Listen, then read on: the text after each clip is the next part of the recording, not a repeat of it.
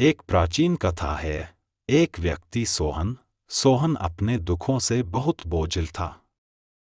सोहन प्रतिदिन भगवान से प्रार्थना करता था, मैं ही क्यों? सभी लोग बहुत खुश दिखते हैं, केवल मैं ही इतने दुख में क्यों हूं?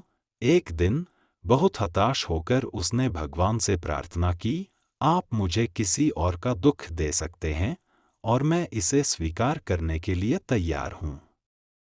लेकिन मेरा ले लो, मैं इसे और सहन नहीं कर सकता। उस रात उसने एक सुंदर सपना देखा, सुंदर और बहुत ही रहस्योद्घाटन करने वाला। उसने उस रात एक सपना देखा कि भगवान आकाश में प्रकट हुए और उन्होंने सभी से कहा, अपने सभी दुख मंदिर में ले आओ।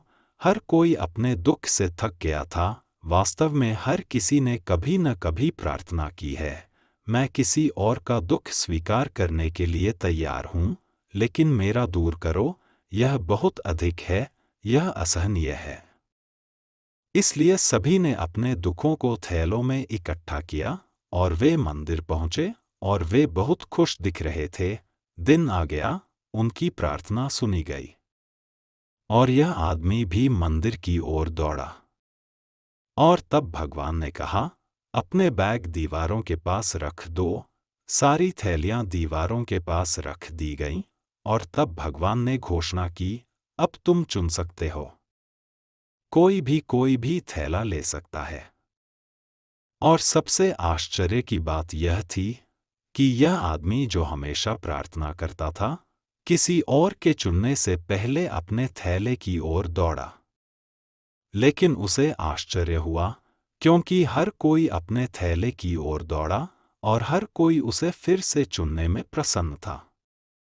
क्या मामला था? पहली बार हर किसी ने दूसरों के दुख, दूसरों की पीड़ा देखी थी। उनके थैले उतने ही बड़े थे या उससे भी बड़े। और दूसरी समस्या यह थी कि व्यक्ति अपने स्वयं के दुखों का आदी हो गया था। अब किसी और का चुनना, कौन जानता है कि थैले के अंदर किस प्रकार का दुख होगा? क्यों झंझट करना? कम से कम तुम अपने दुखों से परिचित हो और तुम उनके आदी हो गए हो और वे सहनीय हैं। इतने वर्षों से तुमने उन्हें सहन किया है, अज्ञात को क्यों चुनना? और हर कोई खुश होकर घर गया।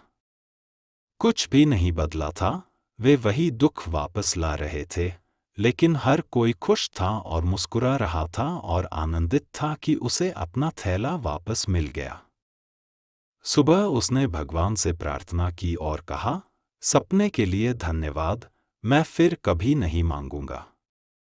मुझे जो कुछ भी दिया है आपने वह मेरे लिए अच्छा है, मेरे लिए अच्छा ही होना चाहिए, इसीलिए आपने मुझे यह दिया है।